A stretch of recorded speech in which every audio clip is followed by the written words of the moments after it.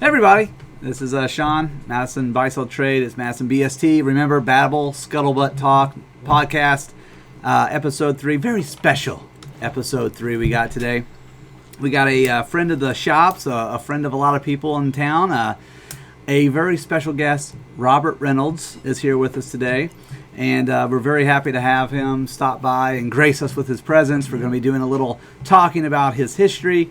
Maybe like from the start, maybe from the womb. We're just going to start womb in. Way back. Go way back. Womb to the tomb. First memories, right? Very first memories. So we got It was Robert. dark and suddenly there was light. And Suddenly light. I said, I don't like this. Put me back in. Yeah. And then we got Deshaun over here, who's going to be the co-host for the night. Deshaun is going to run things as well.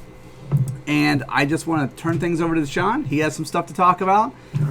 Leave it with you. Leave it with me. Well, thank you again, Sean, for having me on here. And thank you, Robert, for, like you said, gracing us with our presence, or your presence, rather, other than ours. And vice versa. And vice versa. I wouldn't push it. And being a good friend, and of course, being someone that comes in the shop regularly and tells us awesome stories and gives insight on a lot of different things. And actually, me and you kind of have a working relationship somewhat. Yeah, and yeah. you have your lovely wife here as well. She's and off camera. you know. And Shooting in front of a live studio audience. Exactly. All of one. Laugh track, everyone. Thanks The for sound Mr. of one hand clapping. Yeah. Oh, you actually make sound effects. But where should we start, Sean? Well, we're going to start at the beginning. The thing is, with Robert, if you've met Robert, you know he's willing to talk. Oh, yeah. Almost to a fault. He's a talker. I'll talk. If he's got to be someplace, he's ruined. Because Yeah. he's going to start talking to you. Tonight, proof positive. Yeah. He's supposed to be playing music later. Yeah. We'll see how that goes. Yeah. But Robert has been around the music industry for, what is it, close to 40 years? Well, I've been playing and yeah. gigging for 40 years, That's what I'm which saying. is shocking to me to say that. I would have rather you said 10 or something. But He's got a new debut album out. Yeah. Taylor Swift found him out on a Yeah. street corner. Yeah, exactly.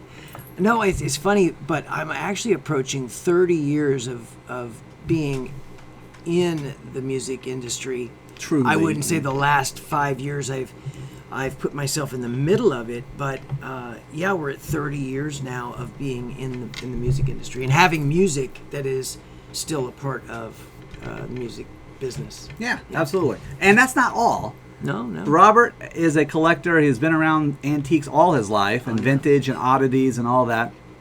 In fact, he actually hosted a show as well. Yeah. And that's interesting to me because of my shop and our shared interest. That's right. And so we're going to talk a little bit about some of his antiques and things that he's found across through time, and some of the great music memorabilia that he has ran into.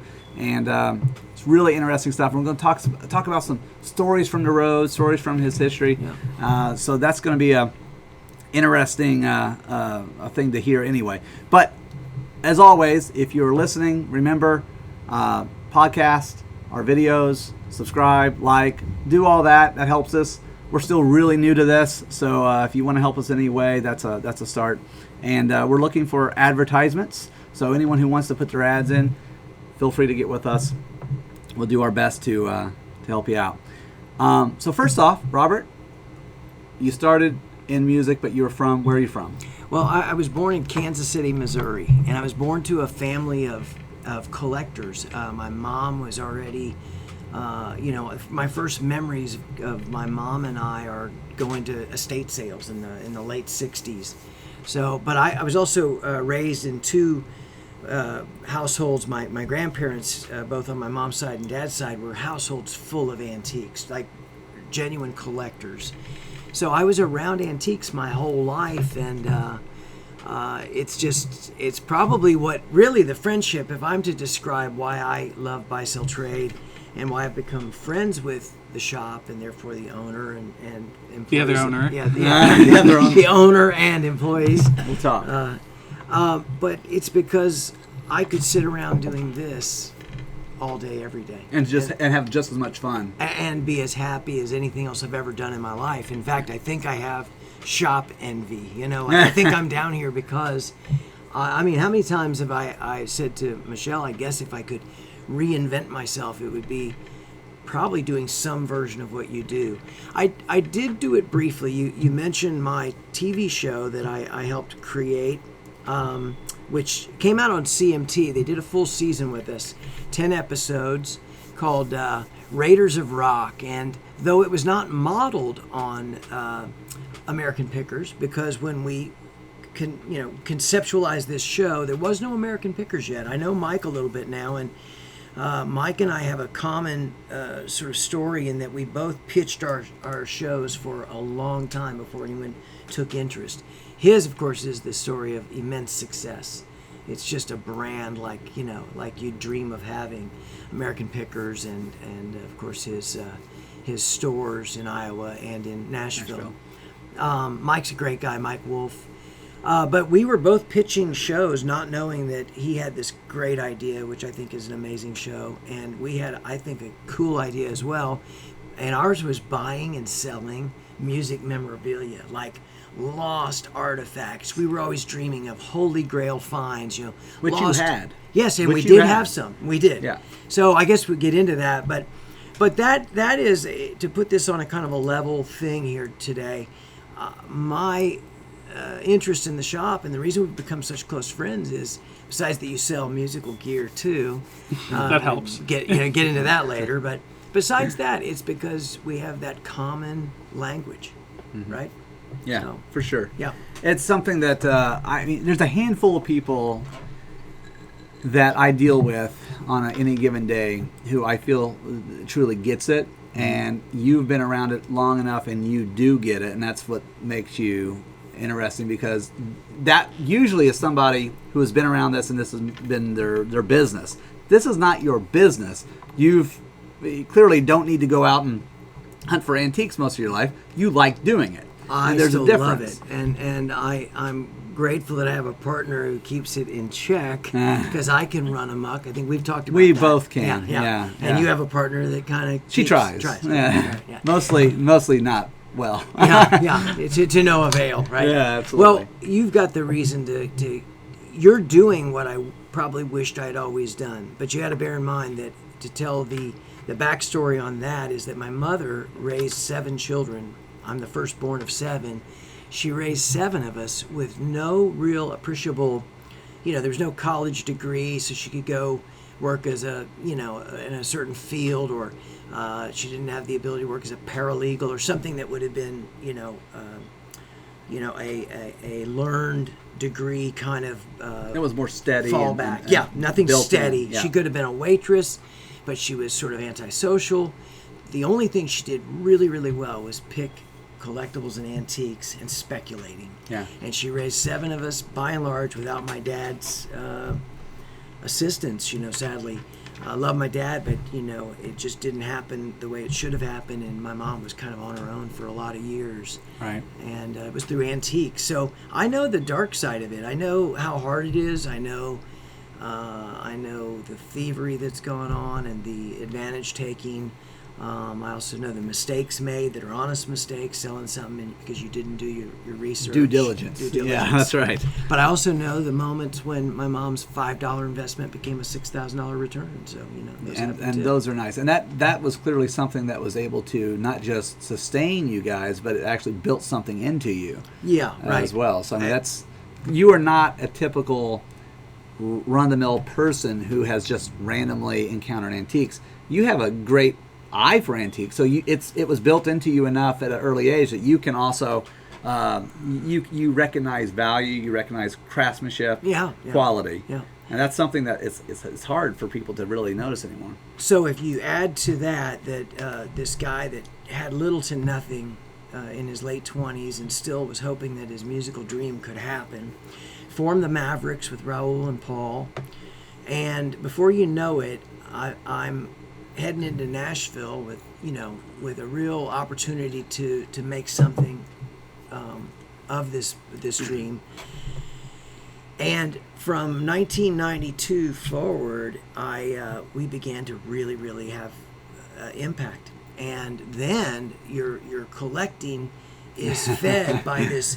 It's multifold, but you're traveling the world.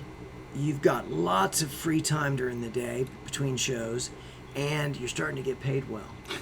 And I mean, you're bringing stuff back on the tour bus. It's like American Pickers, but no TV show. Right. You're just bringing treasure home. You basically have just cut out eBay, the worldwide selling hub, Yeah. and you're just physically going around the world and buying some of these items. When I began doing, there was no eBay. There wasn't eBay, right? I remember being an early kind of, one of the early handful of people that was buying on eBay. Eventually, one of the early, I say early, meaning there was a world of unknown to me, enthusiasts on there. But I remember when you could type in a subject. I was fascinated with music posters, music history, and you could type something in like Hank Williams, and then up would pop some guy who had a print shop down in Alabama and had 10 of these 1948 Hank Williams posters for sale. Which was a real thing. It really happened for me. This is real.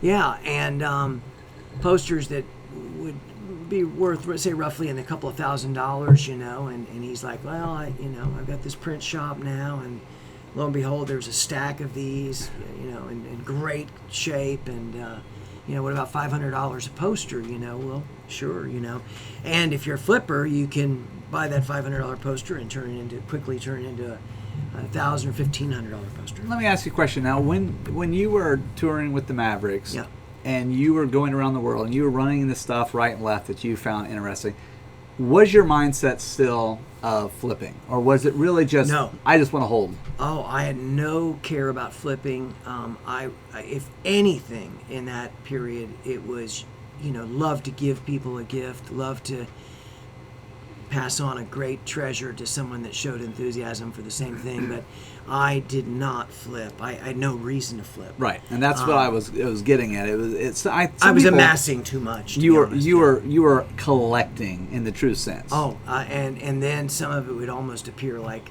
okay. One of the odd stories is, like in the days of old fan clubs in the 60s, and Tiger Beat magazine, you're going to mention your passions to the fans at large. And one of mine that got mentioned was my collecting Pez dispensers. Now, I was a hobbyist Pez dispenser collector. But they turned you into a pro. Well, by virtue of just sheer numbers, right. Before long, I probably had as gifts. But let me tell you the great story. As gifts, I probably had 300 to 500 Pez dispensers, on the next tour. Almost every stop, I'd get a gift bag from a fan with 5 Pez dispensers, 10 Pez dispensers. Now and again, something cool. Best night ever on that one. A guy in the Carolinas comes up to the meet and greet after the show and says, "Oh, Robert, I know you're a collector, and I just thought you'd love this." He hands me this bag of what I didn't even know at the time, and I signed some autographs. He's on his way. I go back to my hotel room. We were going to go out for drinks that night, and I thought I'd look and see what he gave me, and I dumped it out on my bed, and there were 10 Pez dispensers from the 60s, including 2 that of my most coveted, the Psychedelic Eye, which Pez dispenser stem is here. It's a hand holding an eyeball, and when you cock it that way, the candy comes out. These were 2 original. At the time, they were kind of coming in about $300 to $400 per dispenser. There were 2 of them in there. Yeah. In that bag, there was over $1,000 in Pez dispensers. That he handed you. So I just want to say something though. I find it that you are very brave that you said that you took the bag and dumped it out on your bed, not knowing what was actually in the bag. In spiders, right? It's like this guy handed me a bag, and I took it to my room. I dumped it out on my bed. Yeah. Well, I did, and I had to get hold of him. I tracked him down through the fan club because I felt like it was, like he shouldn't have given me this. There was too much value. Kind of grandiose of a gift, yeah. But he explained to me. He said, "No, I know that they're worth something, but I want you to have them." He says, "You don't realize I have amassed such a collection. My attic is full of stuff. I wanted you to have those." So.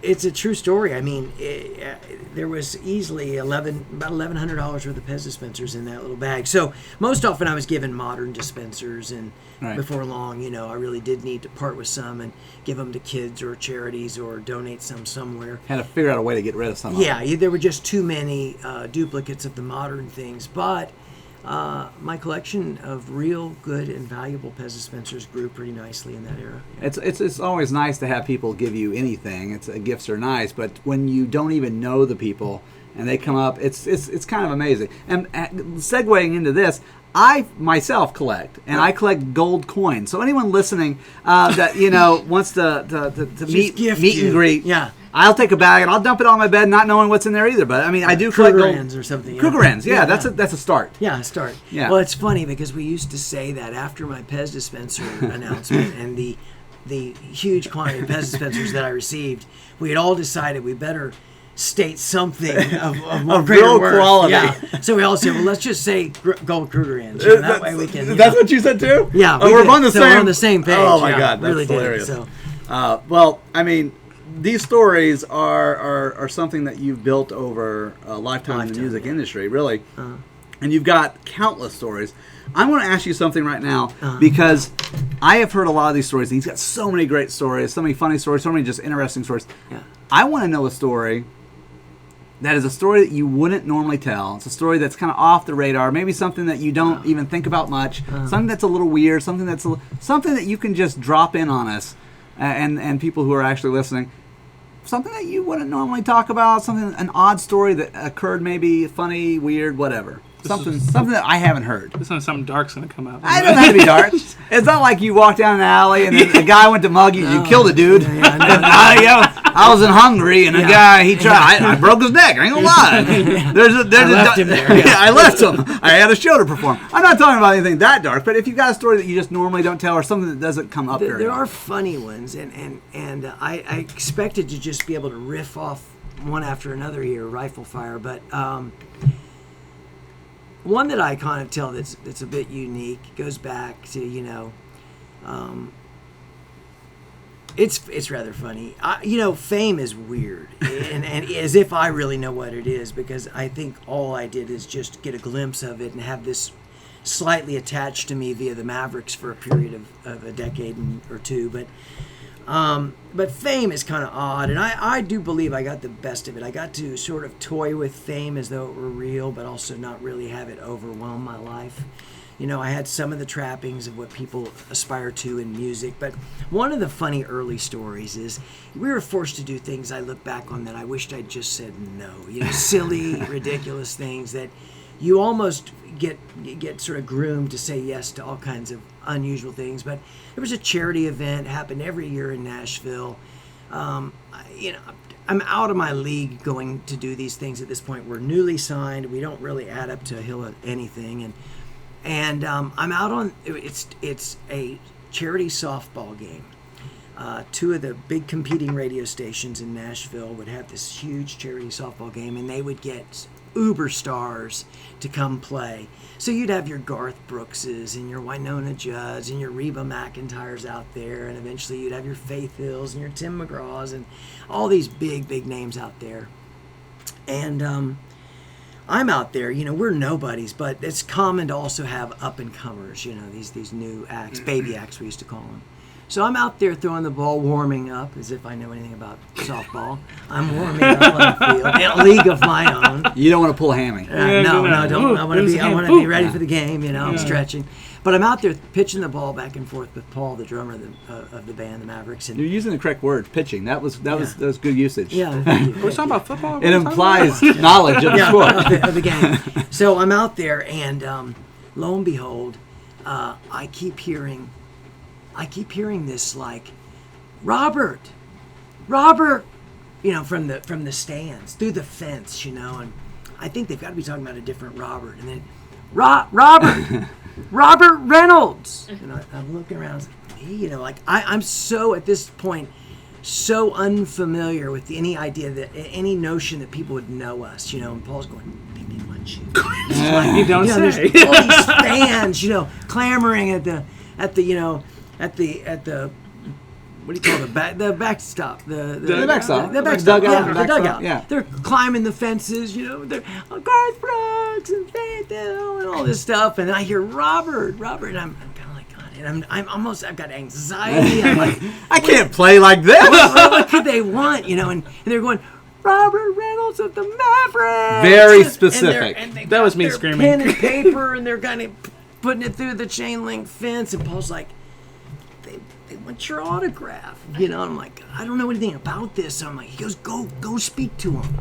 This is how new it is to me. So I very reluctantly, lob the ball to Paul, kind of walk over there sheepishly, and as I'm getting closer, I see them, and they're shaking their head, and they got this little pencil and paper coming through the fence. They're like, Robert, would you go get me Joe Diffie's autograph? Oh!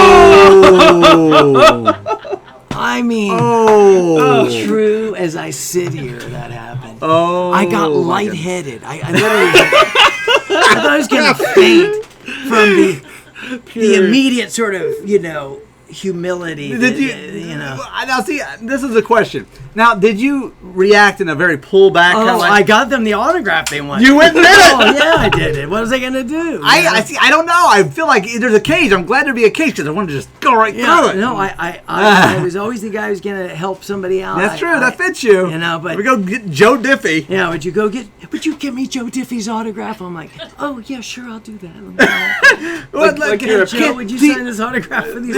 Like you're a PA. I'm running. You're like, can I do it in a minute? I gotta play a little ball. Is it okay? And they're like, no, I really want this done. You're like, okay, I guess I'll swing by Joe Diffie's place over here. Yeah, hey Joe, hey, it was Mr. Diffie, it was hey. definitely like it was grounding. So that was early on. It was definitely early on. I mean, we were newly signed. We probably had put out the first album on MCA. In fact, we had probably put out that right record there by the time, or maybe that one hadn't even come out yet.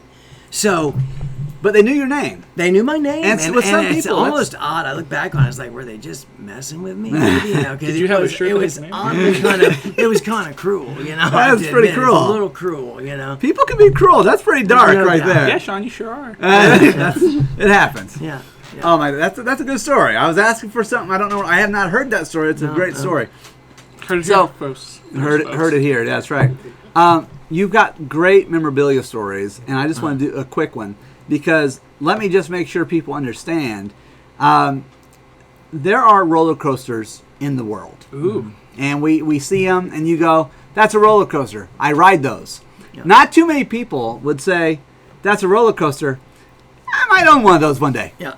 And not just a normal one. Not just a normal roller coaster. There's a whole story to this. I'm not going to take over the story. That's what I'm doing, Deshaun. I'm not trying to take over the story. I'm pulling the gun. It's all right. You can bait me. I know this one. I lived it. Yeah. You lived it. Like, it's not. Joe Diffie did not do this. No, Joe Diffie was not there that day. Joe Diffie was not nowhere to be seen. He bought something very special in the world of rock and roll, and it's something that if you know rock and roll, if you follow music and all, you know the name. Yeah. So I'm going to turn it over to you because it's an amazing story. Okay, so this predates the TV show we had, and or eventually landed our deal with CMT, but it actually is at the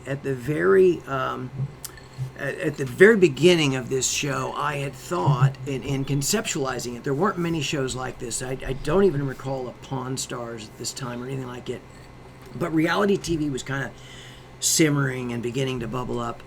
And I brought a film crew with me on some picks because we thought maybe there's something kind of in the reality world. And let's break it down for people. Yeah.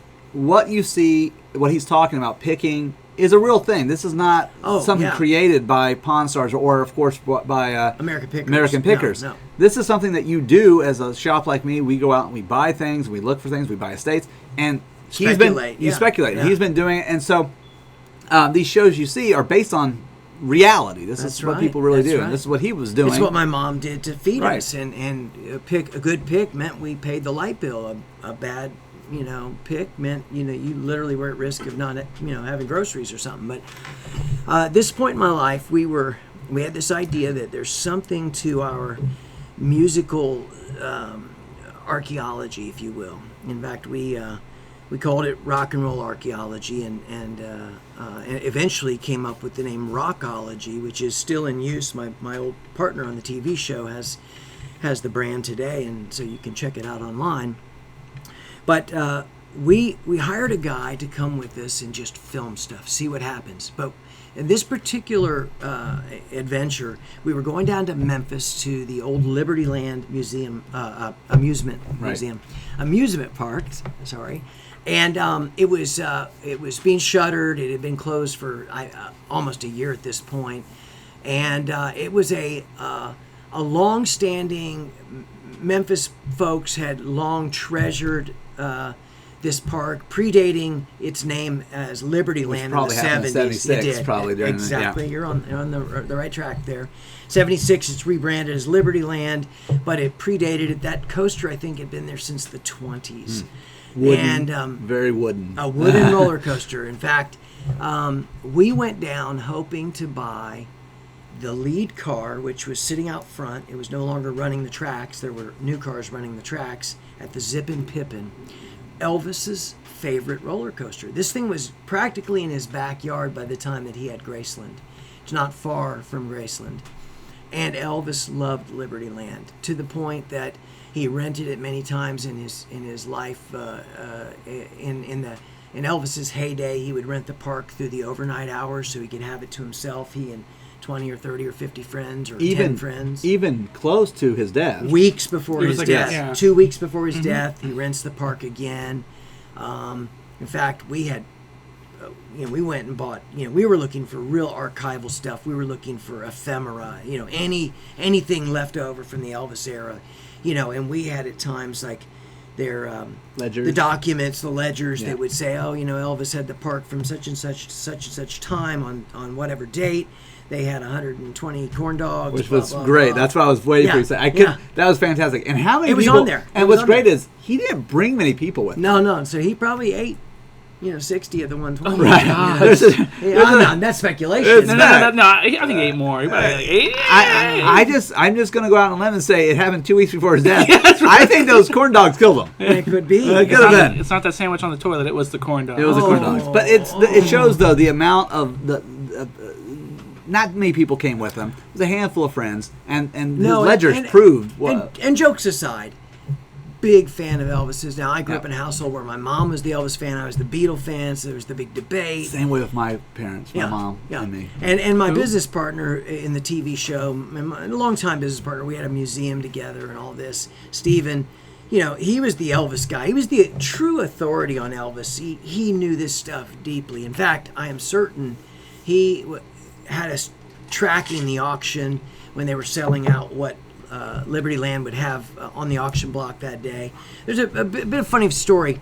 So it's like August or something, late summer heat, and Memphis can be really hot anyway. It's terrible hot. And by this time, they're selling tons and tons of, they're auctioning off tons of modern rides, and I'm sure they're going for tens of thousands of dollars, still on the cheap, because it's an absolute auction. Right. And we're buying like 50s era bumper cars.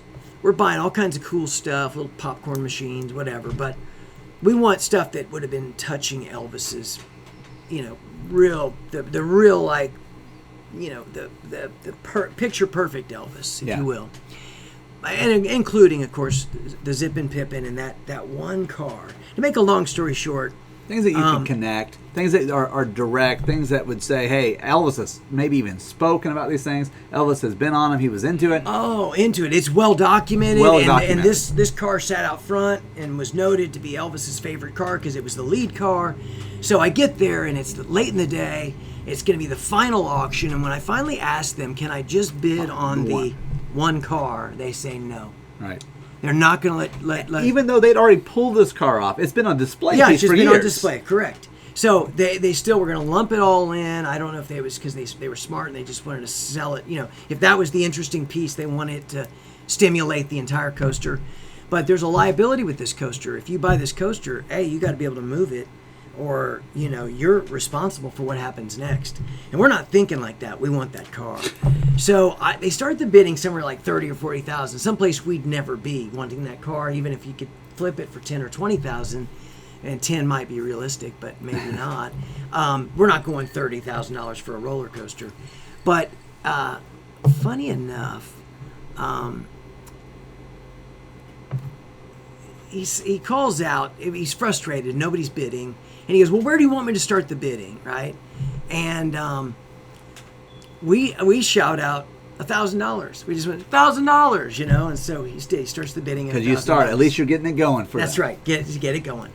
And some people, around us are going, and it's going up in a couple $100 increments, no big deal, but it's not going fast, but it's eking up there, and it gets to about $2,500, and people are dropping out already. It's like they don't want to touch this coaster. probably for reasons of which you mentioned. And we stay in, and when the gavel falls, bang, we bought the coaster. The entire Zippin' Pippin was ours. I mean, it's like, I feel like I'm the cat with the canary feather hanging on my lip. I mean, oh, what did we just get into here? What just happened? Yeah. Are we getting into the coaster people stuff? Are we now carnies? Yeah, that's what you're wondering. It's very Reynolds like that. rides. I like it. It has a Reynolds ring to it. rides. Well, Yeah. people immediately, like, there's lots of news there, and they're asking Stephen and I, you know, what are you going to do? And now there's a whole Save Liberty Land, Save the Zippin' Pippin. There's a whole contingent of people that don't want it to leave, and they're angry. They're angry at us until they know that we're just there to save this thing, and we care too. So my immediate thing is, we're going to save this. That gets some applause, you know. So it's on the news. We bought it. It made Newsweek. In fact, our purchasing this thing made a little mention in Newsweek magazine. The long story short, No, is you can long story long. It's okay. Well, we find out immediately that we have this massive liability. The numbers I got that day were like, just to wreck it and clear it from the property is like $40,000 to $50,000. To have bulldozers and crew out there tearing it down just to throw it away. That's just for kindling. That's for kindling. That's to Right. burn it. To move it and store it is like $100,000. So you've got to mark all the parts, and you've got to store them properly, salvage what you can, get rid of what can't be saved, mothball it properly. That's $100,000+. And to ever have it running again, we were told you better start at $1 million. Right. To even move it. And again, this was probably, I mean, parts been refit. It's been fixed. It's been refitted, retrofitted at some point, probably throughout the years with different wood and stuff. But still, But it's probably still from the mostly 20s or 30s. It's a 19. Well, I think 20. It got to that property in the 20s. Okay. So I mean, it is one of. I think I heard it was the second oldest running wooden roller coaster in our nation. Right. So it had history, and you know this. I'm sure you do as well. So I'll back and forth you. No, I He don't know. does. I don't know. Well, I think I'm on here. We talk about Bare minimum. We talk about crossing over in multi genres, Right. You know what it is that if something touches rock and roll, but it also touches vintage motorcycle collector, and it also touches Harley enthusiasts. If a Absolutely. bike was owned by, Steve McQueen right, or a rock star, if you want to right, choose then whatever. it's got multiple Yeah. points of interest. Movie stardom to Right. British bikes of the '60s to whatever you're talking about there. So it's a kind of a multifaceted collectible thing here. We've got Elvis Presley connection. We've got second oldest wooden roller coaster that's running in this nation, or runs anyway. But we're also hit with another dilemma that day, and immediately we're seeing like all the worst behavior people. Like I see guys driving away with parts from our coaster. There were some guys that loaded stuff that was in our lot, loaded onto Wow. a truck and drove off, like gears and stuff. Mementos. They're just taking mementos. Taking stuff, and we're having to try the to Berlin secure Wall. the area. Yeah, they're just taking This is pieces. the wall. So, but we're told we have 30 days to have it moved. Which is, again, people, this is not a bumper car. This is a This is wooden, the entire- full-size roller Look it coaster. up. The Zippin' Pippin. It's an amazing. Well, I don't want to get to the end of the story until we get there, but let me say this. Find out that we've got 30 days to move it. That means I've got 30 days to either pay another $30,000 or $40,000 and just trash it, keeping the one car we want and a few mementos, or I've got to mothball it at $100,000. None of that appeals to me because no matter the rock and roll money, those are not options. No. And then, of course, moving it somewhere, like people joking, I lived on 12 acres and I could probably fit it on my property, but, That's it. Why would you want to? Why would you do that? It depends. You want to be at least 30 years into a career before you go the Michael Jackson route and just create Right. a whole land. Wonderland or something, Reynolds land. Yeah. I would have won it. So it was daunting, but we played it smart. We kind of pitted all sides to the middle on the story and said, look, we're not here to wreck this thing. We want to save it. We need time. I got someone that worked at the city who was a friend of a friend really, but a connection at the city to give us, I think we got 9 months. I think we had an extension of it was more than 6 months extension for moving it. Because the 30 days is really a slap in the face. It's a mockery. You're not getting it done. Out of there. So what we knew we needed to do inside of 6 months or 9 months, as it were, we needed to find somebody that wanted to buy it. And our goal was to keep the car we wanted, now sell the rest of it to a coaster expert. Someone who's buying it as a coaster, not necessarily Elvis memorabilia per se, is more like someone who's going to actually use it. That's right. So it's going to go to another theme park and be reset and take with it its history of being one of Elvis's favorite coasters, even though the Elvis car will stay with us. I was going to say. So we'll have 2,500 in it and anything else we could make on it. And in several months of negotiating, including talking with Dollywood, talking with numerous theme parks, and getting some real interest, but once the numbers were out there, it was kind of dicey. A guy approached us from the Carolinas, paid us $21,000 for it. So we immediately kept the car. We've got, for all intents and purposes, we've got $18,000 or $18,500 profit going on. Right. Immediately, within some months, we've got $18,000 made on the deal, and he was going to reset it in the Carolinas. He had a thing called Carolina Crossroads. But it came about at the time that the recession hit, and I think funding for his park fell out, which would have been, tens of millions of dollars. Mm-hmm. And but here's the beauty of the story: the coaster is alive and well. It's in is it in Green Bay? I think you said Green Bay, Wisconsin. I need to double check. You said that. Wisconsin. It's in Wisconsin, at a park there, running today. The Zippin' Pippin is being ridden today as we speak. Still alive. It's alive. Thanks to we played a role in saving it. I was going to say thanks to you too. I do think it's. Thank you off camera. I'm saying that half jokingly, but very realistically, in the fact that these things from that era, that 20s era. I mean, you think of Art Deco period. You think of things from that era when these type of places first started to really spring up. Yeah. They were dangerous as all get out. Yeah. There's great history there. Mm-hmm. If you can keep one of those things alive, I think it's a great thing. And so up in the cold, barren north of Wisconsin, still good. They still love roller coasters. They apparently do. And people love them worldwide. I'll say this about it, too. If you Google it, the subject of the Zippin' Pippin, so look up Zippin' Pippin roller coaster, read the story of the coaster, get all the back history, Elvis's history with the coaster, and then you'll get to the part of saving the coaster. And the first names associated with saving the coaster are Stephen and I. That's great. And our museum, which is called the Honky Tonk Hall of Fame. Yeah, I remember that. And was as I say this to you today, guys, I got a little chill thinking about it, but that's what it was all about for me. Yeah. Like, I can't live long enough to think, that the little things in life that we get hung up about that really don't matter.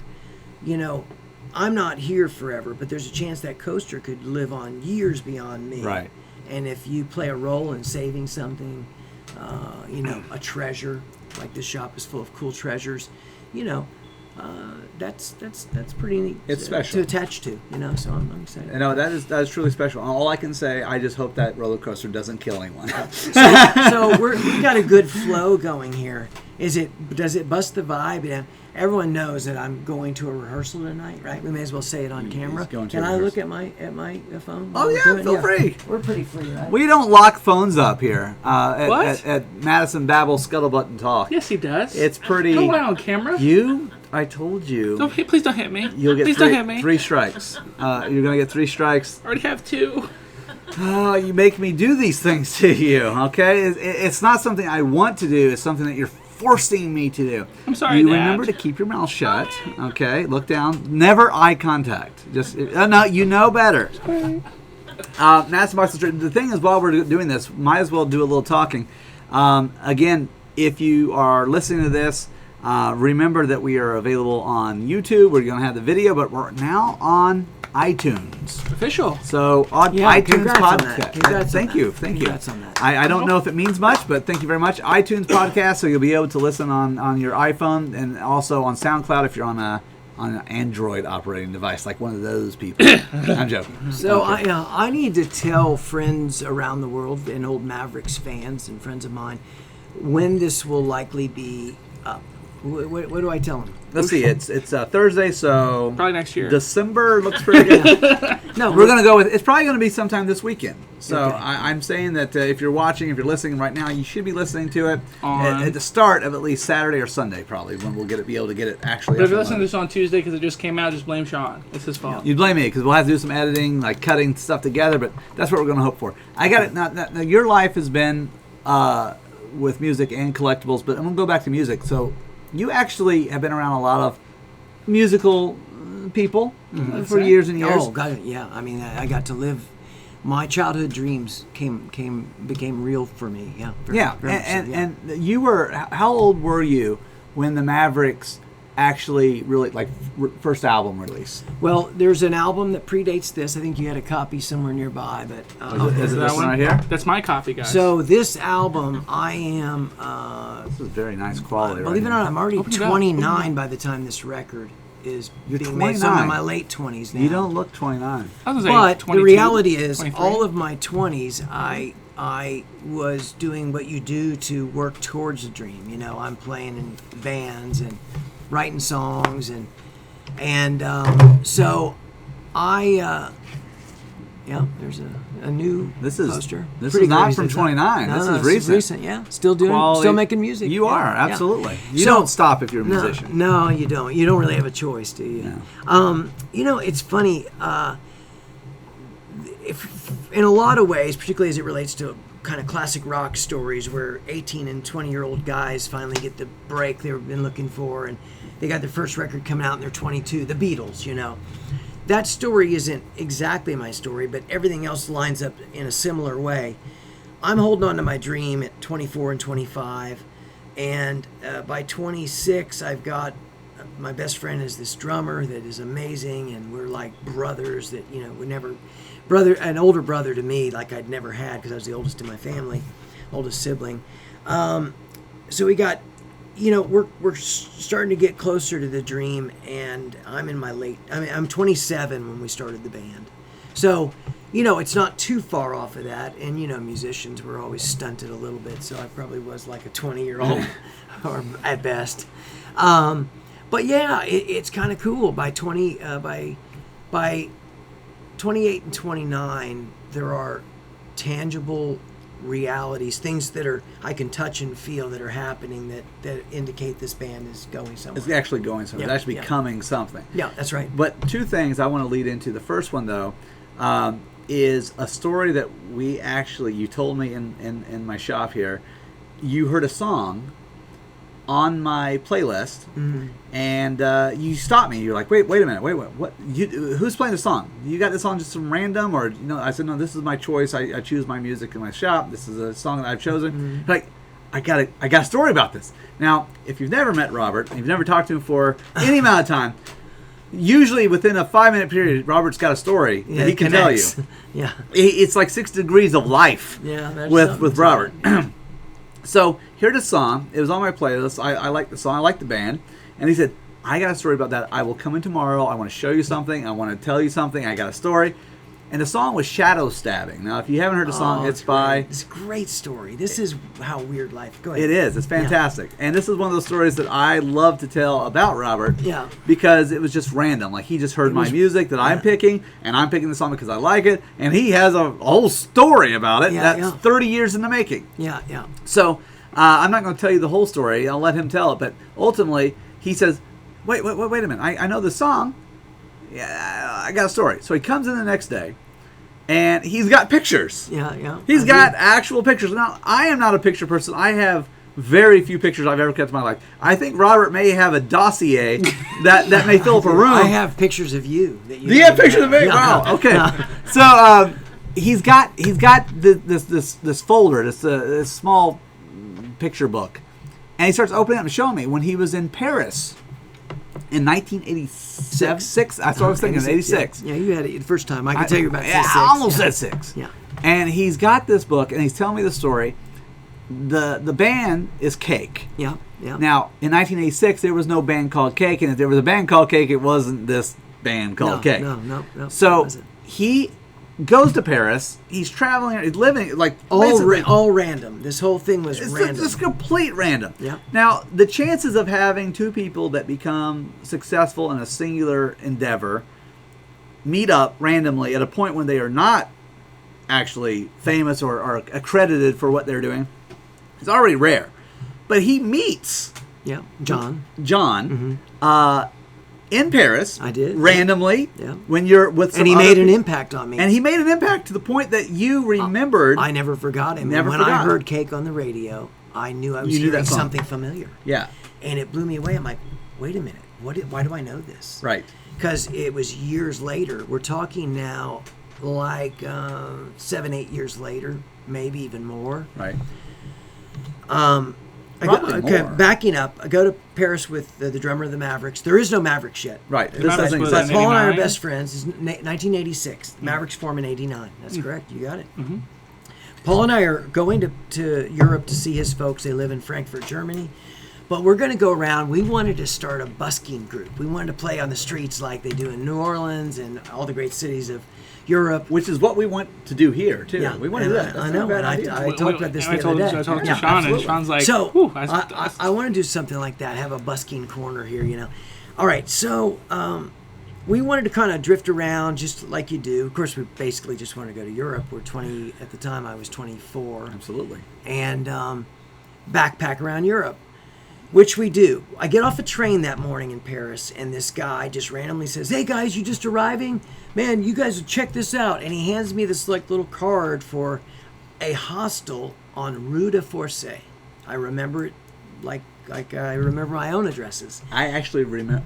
I also at 24 went to Europe, including Paris. I lived in Paris for a month at 24, and I actually remember Rue de Forcey as well. Is that right? That's a real thing. That's I kinda didn't know weird. this. I didn't know either. this. This is kind of crazy. Give me a That's little weird. 24, both of us. So he hands me his card. He's leaving Paris. He's an American guy, and he says, "If you guys are, you need a hostel. If you don't have one planned, check this place out." So we don't have one planned. I mean, we're just flying by the seat of our pants, as you do when you're railing around, backpacking, and so we go to this address, whatever the specific number address was, but it was Rue de Forcey, and there's this somewhat nondescript building, but when you go in, it has this incredible courtyard, and it has a unisex component, but it's mostly one of those that has the guys' dorms on one side and girls' dorms on another. But It's you kind stayed of- anyway. We stayed anyway. Some, or you just check into a room and you don't know if you're going to have female Right. roommates. Right. That's how it is in Europe in the 1980s, Well, I and need to probably get- still to this day. I need to go to Europe. You know, they do. But back then, they declared up front that, you'll be in the guys' dorms, blah, blah, blah, whatever it was per night. You get basically a bunk bed. I think we were sleeping like 6 or 8 in these rooms, So if it's Paul and I, that means we've got 4 or 6 other guys that we don't know that'll be in that room. That night we get some wine and some cheese and bread, on the cheap. We're like doing Europe on $5 a day kind of thing. Go into the courtyard and we run into people from everywhere. Guy from Portugal, 2 sisters from Italy, a guy from Germany, and a girl from Israel, and a melting pot of the world, and everybody's just so happy. They're young. They are living their life, their dream, right? The weight hasn't crushed them yet. The weight of life has not crushed them. They are spirited. Everyone's sharing their stories. It's 1986. I have a kind of a Bono mullet going on. Still couldn't find what he was looking for, though. Yeah, and I still couldn't find what I was looking for. I did, though, after a while. Right? Eventually. Yeah. Off camera. So, there's this guy with a guitar. The only guy in the courtyard with a guitar is this long ponytailed dude sitting there playing songs. And he's not riffing on like Neil Young and stuff. He's playing originals that are killer. And he's just playing this, I think I remember it being a nylon string guitar. And he's just playing brilliantly. Just the right chords, real smart. I thought in listening to this guy, he was from Sacramento, California. one of the few Americans in the courtyard besides Paul and I. And I felt like he was, quite literally like an Elvis Costello kind of writer. So smart, so brilliant with the wordplay and sharp kind of wit and smart chords and all that. He knocked me out. He gifted me one of his little cassettes at the time, the format that we were all playing. Absolutely. It was John McCrae and the Roughhousers. Right. I'll never forget it because I played that record in my car like I would play the Plim Souls or Elvis Costello or the Pretenders. His cassette was in heavy rotation. I could sing you every song on that cassette. I fell in love with John's work. But life takes over. A couple of years later, I formed the Mavericks. My life goes into all kinds of new directions. I moved to Nashville. I have no idea what's become of John McCrae until one day I hear on the radio a new band called Cake. And I hear a song that sounds oddly familiar to me. And it was Son of a Gun. It was Shadow Stabbing. Right. It was John McCrae in his new band, Cake. They were having some serious success at college radio. I had my manager call his manager to confirm that this is the John McCrae that I met. Got on the phone with him. We hooked up at the Grammys. And of course, you met him back, but he remembered you, of course. He remembered. He did. And what's weird is he's an odd guy. You know, he was odd then, and his music points to his unique intellect. He's a unique person. I wouldn't say he was all warm and fuzzy, but he certainly was tripping out on the fact that this had happened. Right. That these two schmoes that were visiting from Miami, Florida, right, who also expressed a passion for music, and this dude, this ponytailed dude, and we kicked around. By the way, we kicked around Paris for about 3 or 4 days together. We did the Catacombs, we did Morrison's grave, we did all the stuff you should do in Paris. And John and I were running partners. Paul and John and I became a team. Right. If we'd get up in the morning, it's like, what are you gonna do? Let's go out to the the cemetery at the Père Lachaise, Right. Or we'll go up to Maman or whatever, and where I stayed at, yeah, not the area. Yeah. And we did all that stuff together. But when you part 3 days, 4 days later, and that's it. That's about it. It's not the era of social media. No. Google me or it wasn't email really, me or it wasn't even really the area of cell phones yet. No, there's no cell phone. So right, this is 1986. right. So even though cell phones existed, this was not an era where you guys were going to have cell phones. I didn't have my first cell phone until the mid 90s. Right. I had the money and the right. means So to do it. there was no chance of you two being able to really keep in touch. So you live your life, you went on, and then this is just so random. And it's one thing. Let's be real. If you would have been both of you musicians and you met in Nashville, you were at the same spot. That's still interesting. Mm-hmm. But you were in Paris. Mm-hmm. You met in a period where neither of you were famous. It's a fantastic story about just a happenstance of what can happen. Mm-hmm. But I truly think it's one of the best rock stories, music stories I have ever heard because of how even I heard it. It wasn't like you just had a story. You heard the song in here and said, "Oh, I got a story about that." Yeah, and that's what's so great. Well, I marvel at life's serendipitous moments. I'm a believer in the divine, so I often wonder what is it telling me, because I really feel like my whole journey has had a divine component, and I feel like either I'm an idiot to look always for the divine, or it makes itself apparent to me, and I just keep following and believing in it and look for the next moment that is confirming of the journey.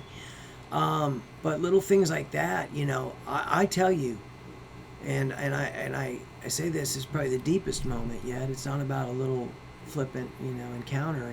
It's the way I met Paul, the drummer of the Mavericks, was really unusual. And the fact that I don't know why, but I knew the minute I saw him that I had to know him.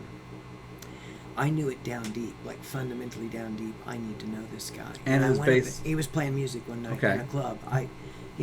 I may as well have never met him, because why would I walk up to some guy I don't know? He's playing drums, so what? I could say hi, sounds great, but I knew I needed to meet him. It took me 2 times visiting that club to finally meet him, and then it took still another time through a friend to really get to know him. But I feel like I was meeting him for a very purposeful reason, and it was in knowing Paul that solidified my encounter with Raul, the lead singer of the Mavericks, that there was a foundational unit that we could build on. You know, hey, I'll bring my drummer Paul with me. Oh, that sounds great. I love his drumming. I've seen him at such and such clubs myself. He's a favorite drummer of mine. You know, well, he's my best friend, so this will work great. You know, does you think he'll want to do it? I know he'll want to do it.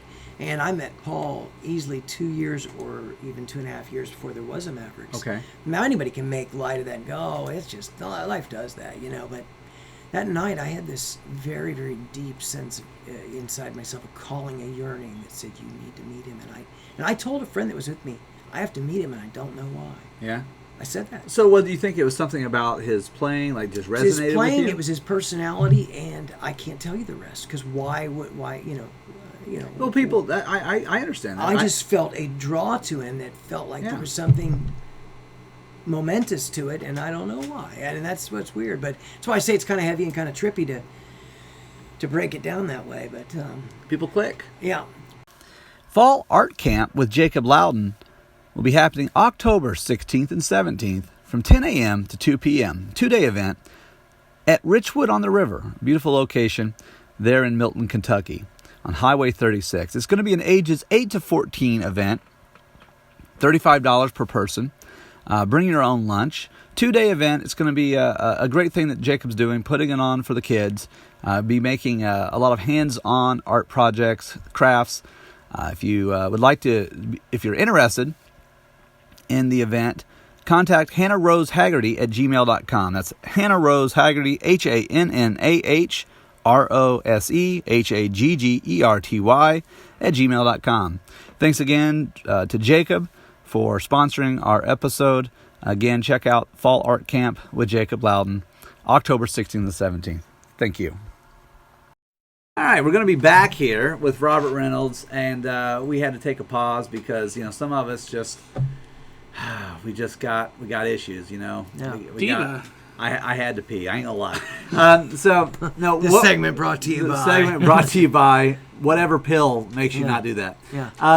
So I mentioned earlier about a couple people in the rock and roll people or music people that you had stories about. We talked about the lead singer, the writer of Cake.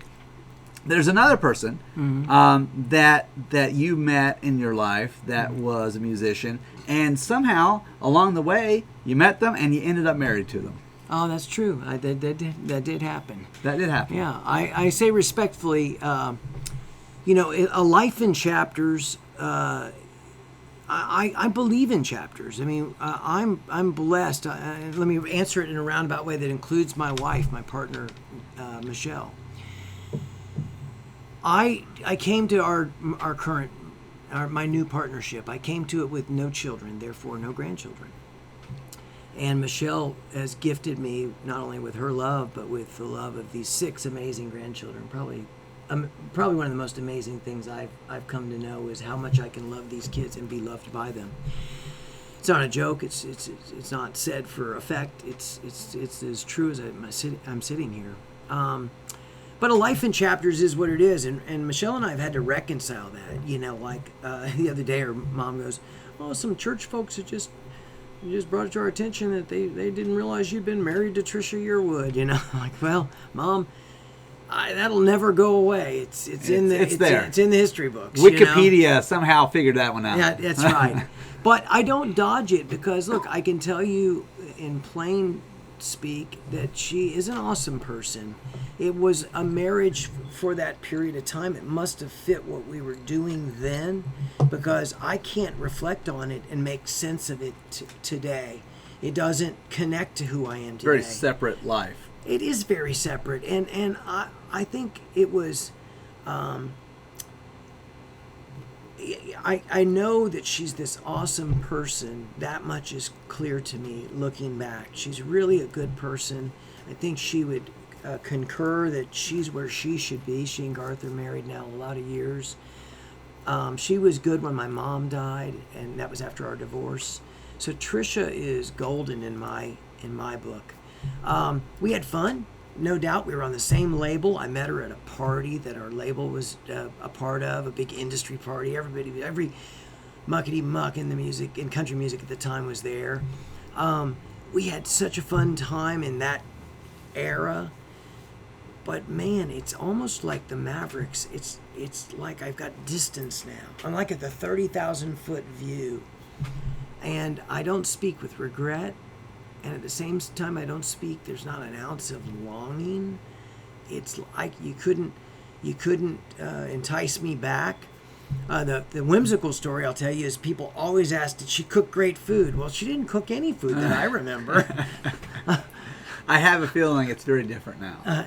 I do too. I think she cooks for, she cooks professionally. She cooks I was for her talking about cookbooks. your new wonderful wife. Yeah. I bet actually is probably a good cook. Yeah, she is a great cook. And I'm a better man, and I didn't give Trisha a great guy. I gave her this rock and roll crazy kid, and nobody could sustain that. I couldn't sustain it. I'm a better man today. I'm better for everything that happened to me. And we're talking about doing a part 2. So if that's the goal here, and you can confirm now. I'm going to go ahead and say it. If you are willing to come back I'll to our humble abode here. I'll go under the hot lamp. You're going to go, because that's what I was going to say. I haven't even touched the surface. I am going to start throwing the heat at you. Yeah, do it. Because I'm not afraid of that. I mean, look, I've lived through it. I suspect that whether it be addiction and survival of that, there's a heck of a story that's a lot more important than meeting John McCrae in Paris in 1986. That is true. Although that's a great story. There's more to your life. And like part you of said, it is life in that I'm chapters. alive today. Yeah, living you are. and then I can count you among my friends because That's already a pro. I mean, I might not have lived much longer. I don't know. I understand. That's true. And So- I just have one thing to say, though, that Trisha Yearwood, I have an issue, and I was telling my wife Casey about this. She didn't take your name. Trisha Reynolds. I feel Michelle gypped. did. I feel gypped. And what's interesting, though, she didn't take her second husband's name. What's his name? Chris Gaines. Yeah, I know. So she didn't take the name Gaines. No. She had a choice there. She could have done Brooks or Gaines, and she Brooks, didn't take I don't know who the Brooks is. Oh, you know Chris Gaines. I know Chris Gaines. He's from Brisbane, Australia. Oh, yeah, he's amazing. Let's not say amazing. But I'm not going to go so hard to say amazing. I'm going to say interesting in a horrible, horrible way.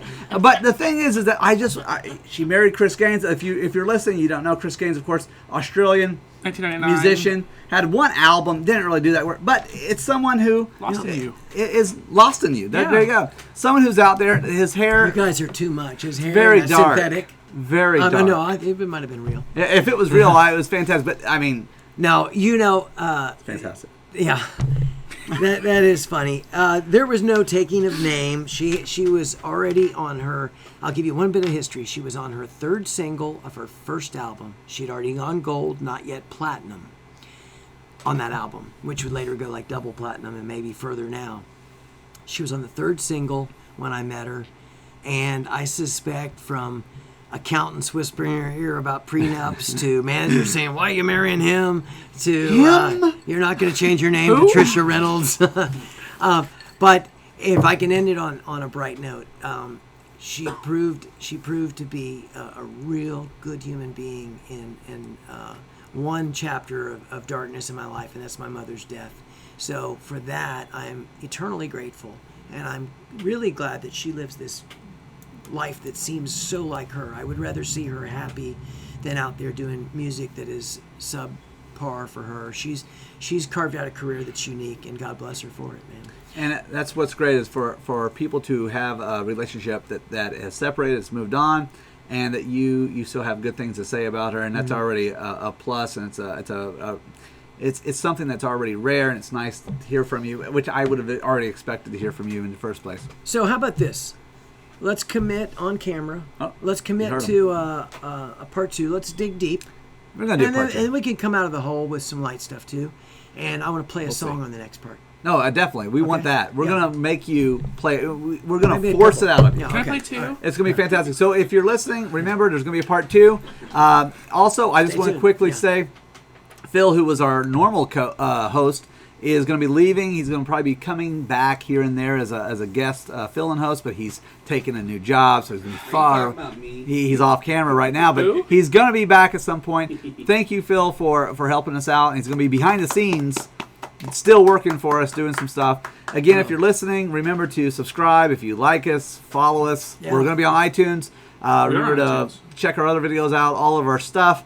And we're going to come back to this guy. Yeah. And we're going to I'm punch him coming in the gut. Oh, do it. Right in the gut. I've got a story to tell. I mean, I've got a story to tell. And that's what's great. He does. He's got a great story. So if you liked the first part, remember to check in for the second part. Thank you all for listening, watching. Deshaun, do you have anything to say? You haven't said a whole lot, but I haven't said a lot. I let Robert steer the ship. yeah, the you let him ship. steer. Yeah. As you will. for I all talk a this. lot, so I'm you glad- do talk a lot. Yeah, I'm sorry. And I just want to say thank you guys for tuning in. Thank you guys for liking, sharing, subscribing. And please, if you like a lot of this content, we do have a Patreon now. But we'll probably put it in the description of our Facebook page. You so can please, pay us if you want, a and monthly we will. subscription, and it gives us awesome money. content, awesome people like Robert here. We're not paying him, but still, We send him. he's I not get a getting good deal anything. when I shop here. That's sometimes From true. who? Not really. No, we I double feel like charge I him. am. That's what we want people to do. Yeah. Feel like they're not being taken advantage of. Thanks for listening. We're happy that you are. Take care. Have a good night. Love you guys. Bye bye.